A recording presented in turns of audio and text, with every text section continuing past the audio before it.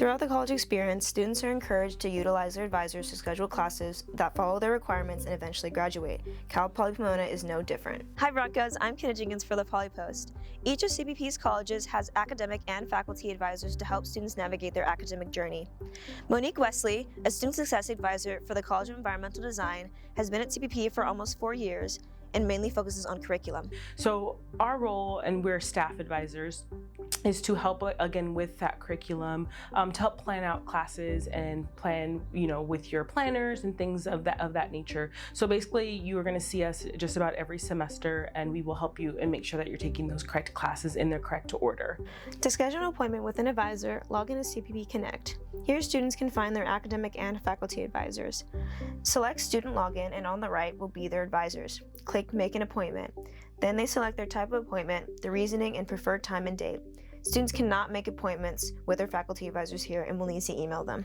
Gaven Tovar, a theater student with an emphasis in acting, said as a senior he has a clear understanding of his graduation requirements from both his academic and faculty advisor. I had a good experience with my faculty advisor a few years back.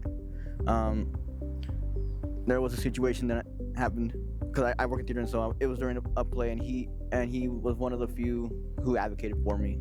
Though some students have positive experiences with their advisors, others have struggled to get consistent information about what courses to take, leading some students to have to extend their time at CPP. While Guicely Rosalez, a marketing student, visits her advisor every semester, she said she's had trouble understanding her graduation requirements since switching to her current major. Every time I've met with her, she is not happy to see me. Every time. And she just gets really annoyed.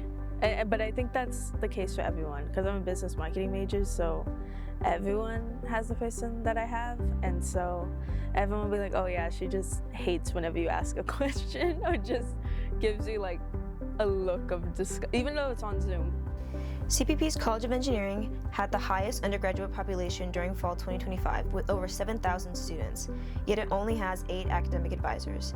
Even though academic advisors may only handle certain majors or a chunk of them, comparing the number of students to advisors shows a stark contrast. So when I first started, there was, there's not as many advisors just yet. So it was about 700 or 800 to 1, which is a good chunk. Now we've lessened that load just a little bit. So maybe around 600 students to 1 advisor. While academic advisors know a lot about curriculum and the necessary pathways students have to take, Wesley said they can't know everything. I think I'll kind of speak from both sides. One is that sometimes the curriculum does change. Now that doesn't change for the student, it changes in the department. So for example, for my students, we just had a whole new rebrand of the URP curriculum. So we had to work through that with students and let them know that, we're gonna have to do a ton of petitions. So for example, we do have to adjust for those kids. I think secondly, a lot of things change very often around here. So if you aren't privy to that information or you haven't been here for a few years, things are just often changing. So even for myself, I'm so fortunate to have a great coordinator and then also associate director who, if I don't know, I just teams them really quickly and say, hey, what's the deal here? And then they'll get back to us. So I think there's a lot of, again, misconceptions about us knowing everything, which I wish that we could know everything. But if not, then we are not too proud to reach out and ask and then, kind of follow up with the student. So yeah, it definitely does happen.